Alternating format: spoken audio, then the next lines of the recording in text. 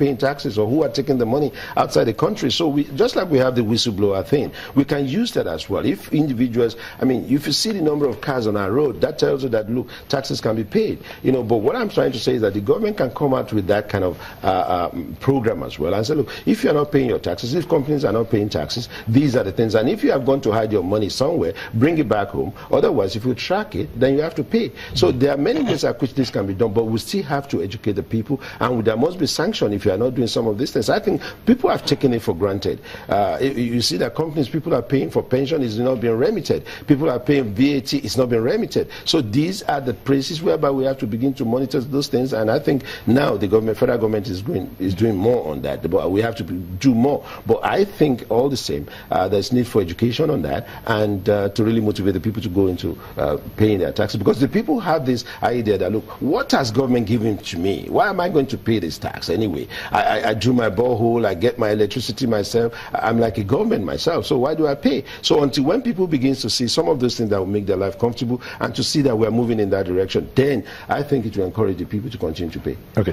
Mr. Kyari, Mr. Fagunro mentioned something about the issue of technology and power, but that drives me to look at some of the principles in the Economic Recovery and Growth Plan.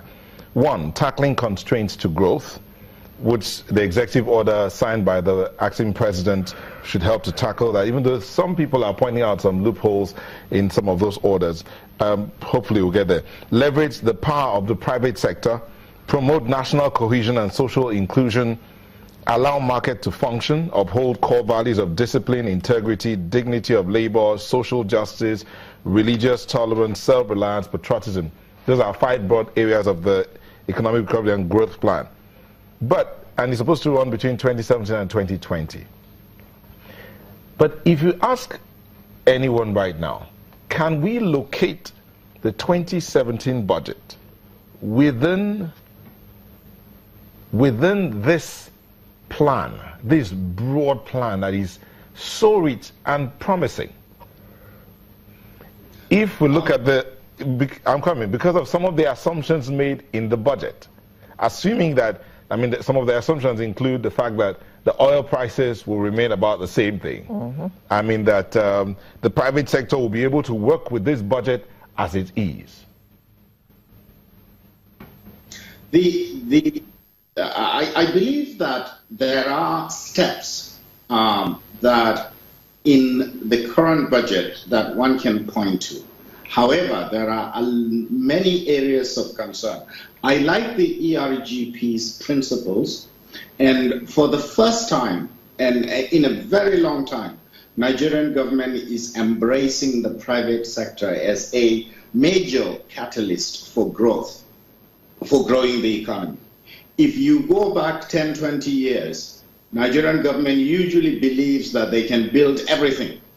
But today, everybody has been hit by the realization that the government resources are limited. And one of the indicators is look at the recurrent revenue versus capital revenue.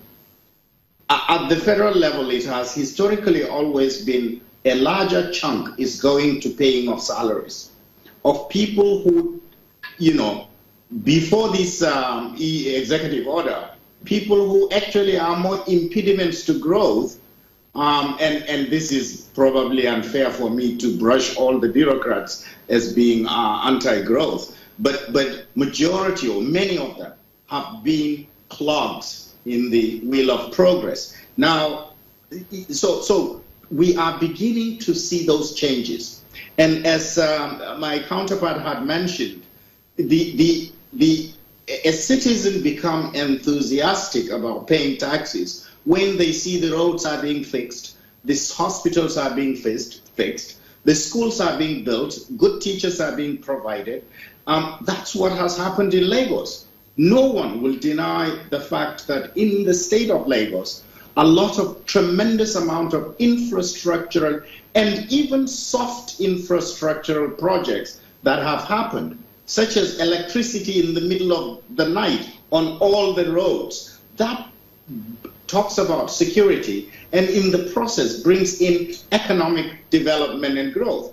Now, at the national level, I believe that what is happening, well, not probably with this budget, but what is happening with the plan, if it is not going to be a wishful thinking, is for the meticulous, detailed implementation of that and embracing those principles and making it part of the budget setting process. Today, 2017 budget is in no way where I would want to see.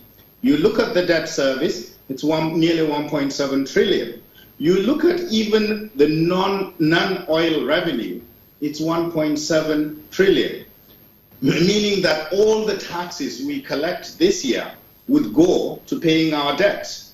Or if you look at it the other way, you look at the oil receipts or the oil revenue, it's around 2 trillion. That means that if you take the oil receipts or the oil revenue of 2 trillion and pay the debt, which is 1.7 trillion, you are left with 300 billion. There is no reason why people should be going to Abuja when you see that that's what's happening in terms of the budget. Now, however, the beauty of what is happening now, even outside of the budget, are the things that would catalyze growth in the economy. And for me, that is really the heartwarming things that is being done by the current administration. Okay, thank you, Mr. Kyari. We'll just take a short break, come back, and continue this very interesting conversation.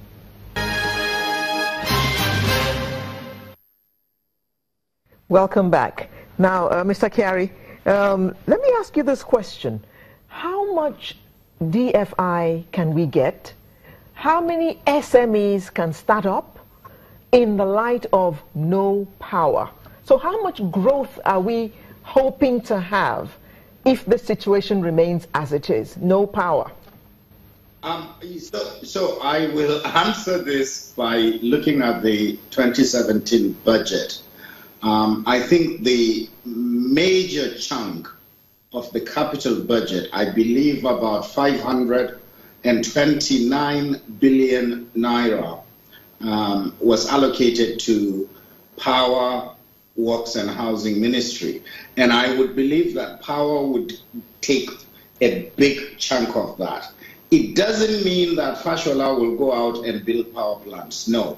It means that there would be possibilities of fixing the transmission network and have capital available for private sector people that are going to be building power plants. Now, one of the things that I very strongly believe we need to pursue, and I believe we're taking some tentative steps in this country, is the mix, the energy mix. My counterpart had mentioned about what percentage is going to be renewable, what kind of incentives are being given for green energy, so to speak. But the beauty of some of the renewable energies is that you can build smaller power plants, 50 megawatts, 30 megawatts. Because in this country, if you decide to do something of that nature and you begin to provide energy to captive areas, then at the end of the day, you may be building 4,000 megawatts a year, but in chunks of average of 30 or 40 megawatts all over the country. And in so doing, you will find some communities or certain clusters that will have 24/7 power and energy. And that would be the catalyst for the growth of the